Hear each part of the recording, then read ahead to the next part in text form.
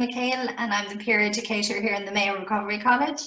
So the college is based in the GMIT in Castlebar, but right now, due to COVID-19, we're at home. We're in sitting rooms and kitchens and living rooms all across Mayo and the country, and we're doing our recovery education sessions online through Zoom.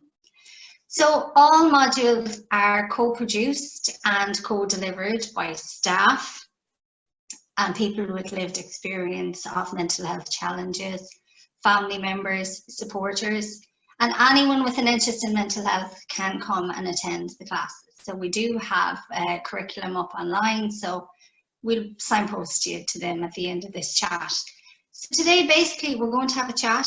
I'm joined by Billy and Shane here today. And guys, would you like to introduce yourselves there? Thanks, Karen. My name is Billy. I'm a facilitator with the Mayo Recovery College. I also have my own lived experience in mental health challenges, and I'm a family member of a person who has mental health challenges. Hi, I'm Shane. I'm one of the facilitators here as well. And yeah, my own lived experience of mental health challenges, and have been with the Recovery College in a voluntary role for just under a year now, covering the variety of modules in the real world and now in the virtual world that we find ourselves in. And yeah, so back to you, Karen. So today we're going to chat a little bit about the processes that underpin what we do. So what we do here in the Recovery College, and also recovery as a whole. So we all know that everyone's journey is quite individual, just like ourselves, very different, very individual. But there are certain commonalities, and one of the commonalities would be connection. And that first step into, I suppose, a room, an unfamiliar room, be it virtual or be it physical, can be a little bit daunting. And I suppose it soon transforms into a welcoming space, though, when you do connect with others, and when you do, I suppose, would it be called find your tribe, or find people that you can connect with that have, you know, certain things in common with. And a lot of these common can be around the mental health challenges that we all have or had in the past. I remember someone saying to me once that, and he was a very wise gentleman, the same gentleman, and he said to me that if you treat everyone that you meet as the most important person in your life, right now, at that very moment, then you'll feel the power of connection. And by that, it's so that you'll both feel seen, you'll both feel heard, and you'll both feel valued. What about you, Billy? Would that be something that you would have experienced around the whole connection piece? Absolutely, Karen. Yeah, I think that connection really is the most important part of recovery, if not the most important human experience that we have. I think connection, we know from even from small children that without connection, we literally cannot live. We're not able to live as human beings without connection. So the importance of connection is with us right from the moment we're born. We bring it into our adult lives, and we learn from others, and we learn to socialize through others. We learn to talk through others, and most of all, we learn to we support each other. And I think that connection piece of what you talked about, just walking into a room, I think it can be most difficult for people who have mental health challenges, because often due to stigma or due to sometimes personal challenges, where people with mental health challenges can often be isolated. So the biggest hurdle to get past is that hurdle of connection, to be able to just connect with people and to feel that support. And once people are supported and held in their journey of recovery, I think, you know, they're really on it's a real positive journey after that. Jane, how about yourself? Yeah, I mean, connection, its importance is underpinned by, you know, the work around Chime, and, you know, what we're going to be talking about today, connection and hope, is the first two letters of Chime, CHIME. And that was an analysis of, you know, massive amounts of research material where they tried to break down, you know, what are the 5 key components when it comes to recovery. What do we need? And connection, I don't think it's a coincidence that it is front and center, the first thing. And connection, you know, we are social animals. If a newborn baby, not long after it's born, even just a couple of weeks, you can teach it to wink and stick its tongue out at you. The reason being that as soon as its eyes are developed and it can see, the baby needs to connect with the people around it. And so it starts to mimic what they do and making that connection so it fits in with the tribe and it'll have the protection of the tribe around it. And it's a very primal thing. And at the moment, you know, the situation we're living in with COVID, something in our very nature, something in our nature is being suppressed here in terms of connection, in terms of physical connection, in terms of looking in people's eyes, in terms of, you know, things like hugs, the simple handshake, which is such cultural significance in what we do. So, you know, I think we're all kind of dealing with, to a certain extent, mourning the loss of that connection. And at the moment, we're kind of relying on technology for connection, which is great, is brilliant. It has been very good to us here in the Recovery College. But this is the same technology that, for the last few years, has also been making us feel quite isolated, because it's kind of a, how would you put it, a cheap substitute?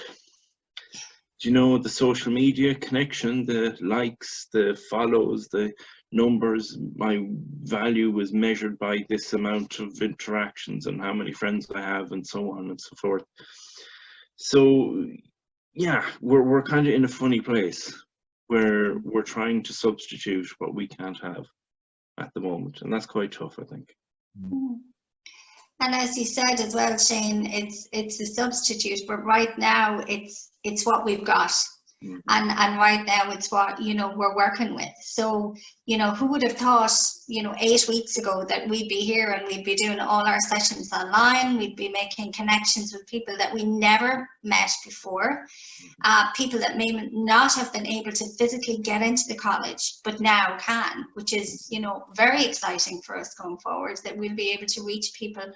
And maybe someone listening today is one of them people, you know, who hasn't made a connection yet with, you know, to talk about their mental health challenges. And also anyone that has an interest in mental health, just come and get on board and, you know, get in contact with us.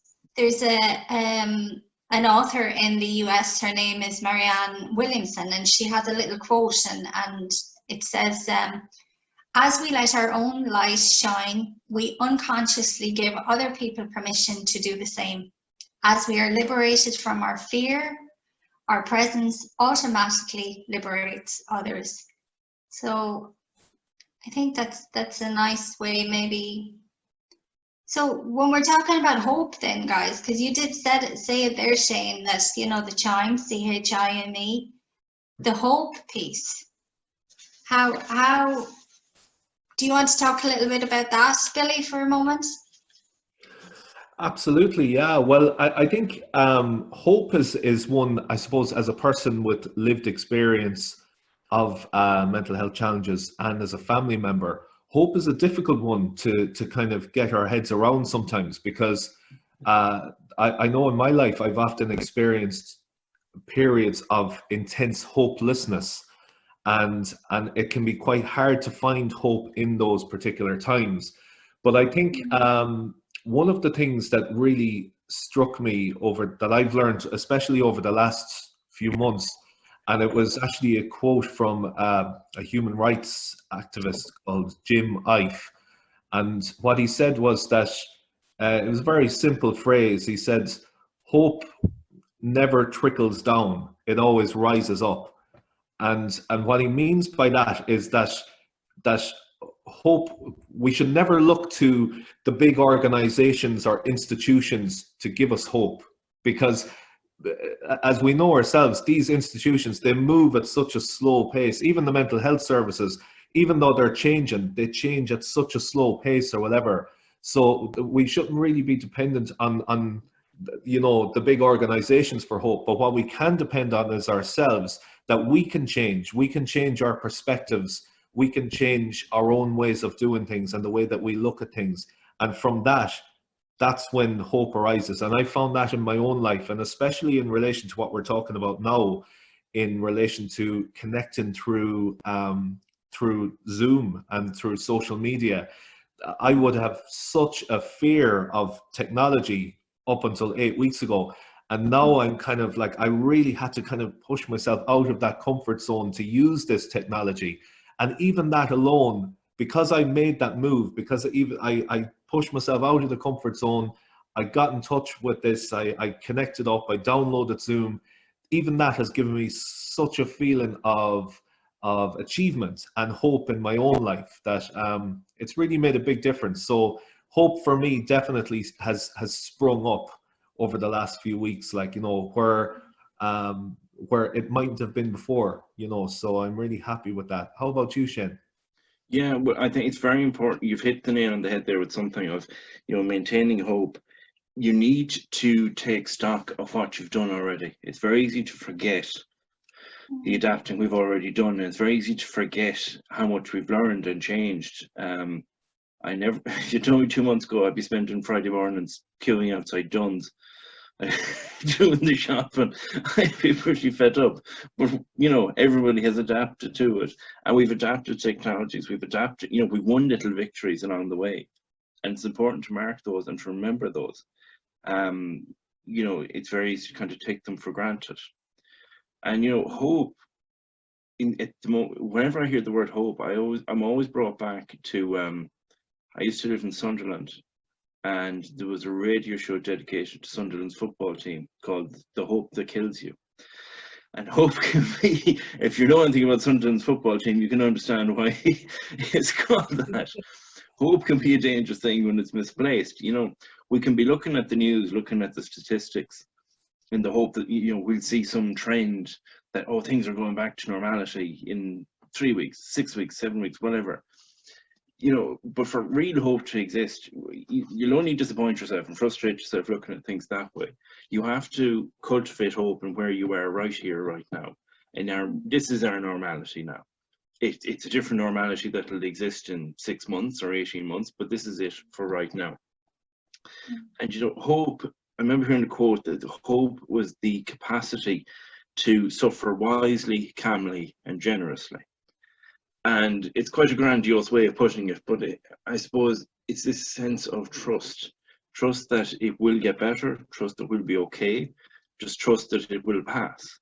And if you can keep that and hold that and allow then all the other negative stuff just to wash over you and just pass you by, that is what will get you through at the moment, because it's very easy to lose hope at the moment. And I do think it's something we have to acknowledge. It's quite rational to be worried. It's quite rational to be like, I don't like this. There's nothing wrong with that. It's a rational response. But as humans, we have this amazing ability to kind of hold ourselves on one hand, having that, that rational, I'm worried about me, I'm worried about my family, I'm worried about A, B, C, and D. But on the other hand, then, to hold ourselves with hope deliberately. I think hope for me is a big one, and I suppose I echo both of what you said. I heard an acronym once, and it was HOPE, hearing other people's experiences. So I thought that was quite a nice one, and I'm doing that today by even us having this chat. I guess when I think about my own journey, and I heard people talking about that they were in a place, that they were in a good place, that they had, I suppose, began to discuss their challenges and began to get a little bit enlightened about stuff. That for me sparked hope on the beginning of my journey. So for me, hope is like a healing. It's like the things are always changing. Again, I think for me, hope it's a guide. So it's like an internal radar or an internal compass, even maybe, that gently shows us a different way. So that's my idea of hope. I think hope as well can give us energy. So it can give us, you know, it can motivate us possibly to do something. One day at a time, though, you know, I had to come away from the thing of, right, okay, I'm starting my recovery journey now, and I'm going to be, you know, 100% back to my normal in 2 months, 6 months. You know, I had to kind of come away from that saying, whoa, okay, you're taking this a day at a time here now. And another beautiful thing that someone said to me, they said, right, so you're taking it a day at a time, but if the day is too long, you bring it back to the hour. If the hour is too long, you bring it back to the minute. And if the minute is too long for you at that moment, no matter what you're going through, to bring it back to the breath. And I thought it was an absolutely beautiful way of just, again, you're nurturing that hope, you're nurturing the light almost. And it was, for me, it was a really, really lovely way to describe hope. And I think as well, hope can help us negotiate, you know, negative thoughts that are there, because, you know, our thoughts can come and go. You know, I don't know how many thousand thoughts we have a day, but that hope again is a negotiator of them thoughts, you know. So there's a lot in it. There's a lot in that hope thing. Yeah. Absolutely. I think that we all, as human beings, and they've actually proven this scientifically, that we have a negative bias, that we, when we're faced with something, we immediately go into, you know, the things that might go wrong. But, you know, what might go right is just as equal. So that's where hope is really important, that we can, but that takes a little bit of work, I think, on our part, that we have to change that lens a little bit. We have to kind of, and I suppose through mindfulness and meditation is another good way of, and through talking with people about, again, going back to connecting with people, and sometimes other people can help us to change that lens from the positive to the negative, that, you know, instead of thinking, oh, what might go wrong, you know, what might go right, to think of it like that as well. So yeah, great. Yeah, it is interesting how hope can cultivate connection, and connection can cultivate hope. But if you want to create hope, you know, it does start in here. And it starts with a deliberate choice. It's something to, you know, to work on, you know, that I'm going to operate from a place of hope today. And, you know, if tomorrow morning you wake up and it's like, damn it, you know, that's okay too. It doesn't all have to be like glory and light and everything is wonderful and amazing now. You know, nobody lives their life like that, you know. Nobody that we know anyway lives their life like that. We all have moments, but you can always go back to it, and you can always begin again in terms of hope, and start living your life from that again. And yeah, you'll get knocked back and you'll come back stronger. And that is the real gift of the process, is learning to get back up again and go again. And yeah, and in terms of connection, you know, how when you have that hope, we're all connecting with people. I think we're all acting as a support for somebody in some way at the moment, even if we don't fully know it, just by making contact with people. And your hope, if it's strong in yourself and you share it, you don't have to talk about it. It's not like, hi, I'm here to share my hope with you. It doesn't work like that. But people will sense it in you, and people will benefit from it as well. Great. Listen, guys, it was so lovely just to have this chat today, you know, and to connect. You know, I think what we're going to do is we're going to leave it at that for today. We are going to be back again in a couple of days to talk about the other processes in Shine. So identity, meaning, and empowerment. So we're going to come back another day and talk about that. I'd just like to mention to everyone that we are on Facebook, so it's Mayo Recovery College, and also our website is www.recoverycollegewest.ie. So great, thanks everyone.